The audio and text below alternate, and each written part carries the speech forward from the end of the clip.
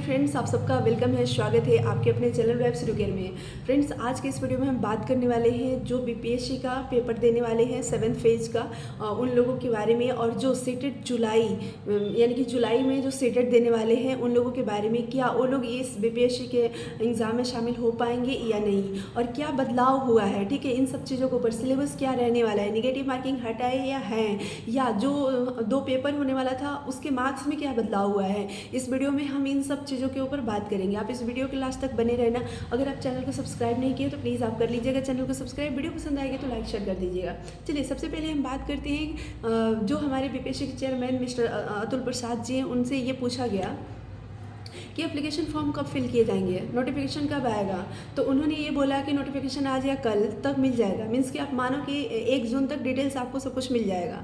उसके बाद उनसे ये पूछा गया कि जो क्वालिफाइंग मार्क्स है, मतलब कि इसमें क्या कुछ बदलाव हुआ है। तो उन्होंने ये बोला कि देखिए, जो आपका फर्स्ट पेपर था 100 मार्क्स का था और सेकेंड पेपर 150 का था। फर्स्ट पेपर में निगेटिव मार्किंग नहीं था, सेकेंड पेपर में निगेटिव मार्किंग था।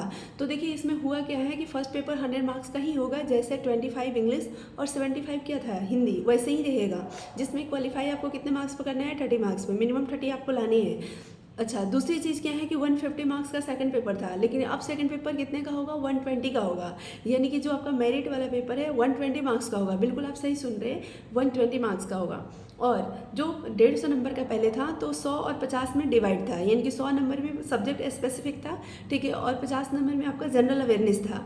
ठीक है, जो भी टीजीटी पीजीटी लेवल का है उनका सब्जेक्ट स्पेसिफिक होगा।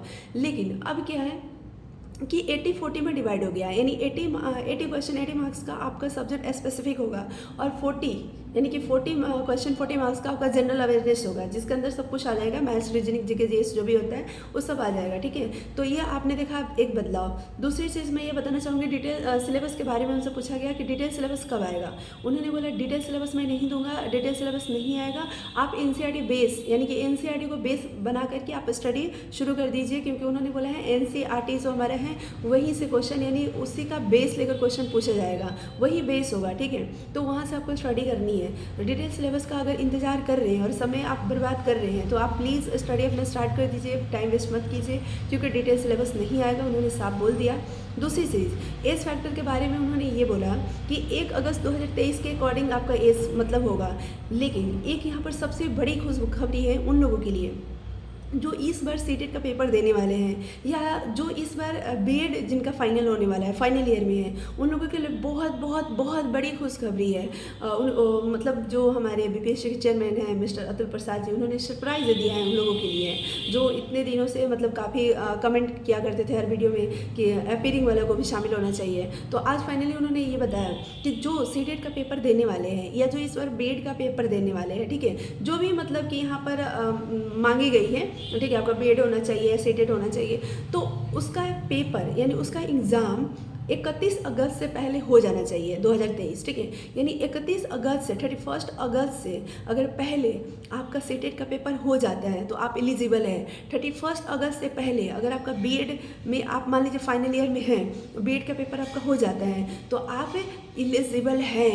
ये बहुत बड़ी बात है फ्रेंड्स, बहुत बड़ी बात है, यानी अपीयरिंग वाले भी इसमें शामिल हो गए। 31 अगस्त से पहले पेपर अगर हो गया, रिजल्ट आया या नहीं आया, पेपर आपका हो गया, आप यहाँ पर एलिजिबल है। फिर उन्होंने बोला कि जब डॉक्यूमेंट वेरिफिकेशन होगा, आप मान लीजिए इसमें मेरिट में आते हैं, आपका सिलेक्शन होने की अब बारी आती है, तो यहाँ पर क्या होता है कि जब डॉक्यूमेंट वेरिफिकेशन होगा उस समय आपका एडमिट कार्ड देखा जाएगा और उसका जो आपका रिजल्ट होगा वो देखा जाएगा। ठीक है, लेकिन 31 अगस्त से पहले अगर आपका बीएड का पेपर हो गया है, अगर आप बीएड फाइनल ईयर में हैं या आप सीटेट इस बार देने वाले हैं और आपका सीटेट का पेपर हो गया तो आप इसके लिए एलिजिबल हैं।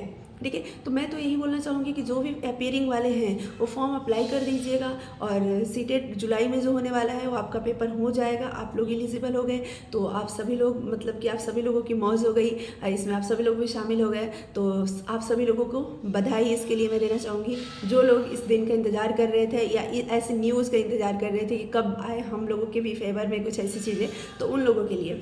लेकिन अब जो पहले से तैयारी कर रहे हैं, जो पहले से एलिजिबल थे, ठीक है, अब उन लोगों के बीच में कंपटीशन बढ़ गई, यानी कि इस बार वाले भी शामिल होंगे और पहले से जो है वो तो है ही, यानी कि और संख्या जो कैंडिडेट्स की है वो बढ़ जाएगी, यानी कंपटीशन ज़्यादा हो जाएगा।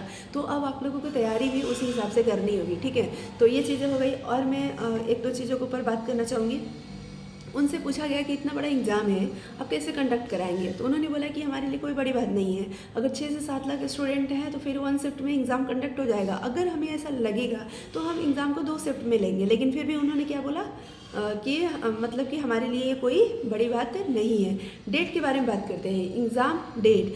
तो एग्ज़ाम डेट पर उन्होंने बोला कि जो एग्ज़ाम डेट है उस पर स्टार लगा हुआ है, आपने देखा होगा, ये टेंटेटिव डेट है। लेकिन फिर भी उनसे पूछा गया कि ये टेंटेटिव डेट है, क्या ऐसी संभावना है आगे डेट बढ़ाने, मतलब कि बढ़ जाए या बढ़ाई जाए या बढ़ने की? तो उन्होंने बोला कि बीपीएससी का पीछे इतिहास उठाकर देख लो, जो भी टेंटेटिव डेट दिया है बीपीएससी उसी डेट पर एग्ज़ाम लिया है। तो इसका मतलब फ्रेंड्स हम लोग ये समझ सकते हैं कि जो टेंटेटिव डेट है यही हमारा फाइनल डेट है, ठीक है। और इसी डेट के हिसाब से अपनी तैयारी हमें शुरू करनी है। और डिटेल सिलेबस नहीं आने वाला है तो इस इंतजार में आप मत बैठिए।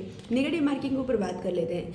सेकंड पेपर में नेगेटिव मार्किंग उन्होंने बोला कि रहेगा, यानी कि नेगेटिव मार्किंग आपका नहीं हटा है, नेगेटिव मार्किंग है। अब कितना है तो इस पर उन्होंने बोला कि एग्ज़ाम से पहले बता दिया जाएगा, अभी इस पर उन्होंने क्लियर नहीं किया। तो ये कुछ इन्फॉर्मेशन रही। अगर आप शिक्षक अभ्यर्थी तैयारी कर रहे हैं तो आप लोगों के लिए ज़रूर ये इन्फॉर्मेटिव रही होगी।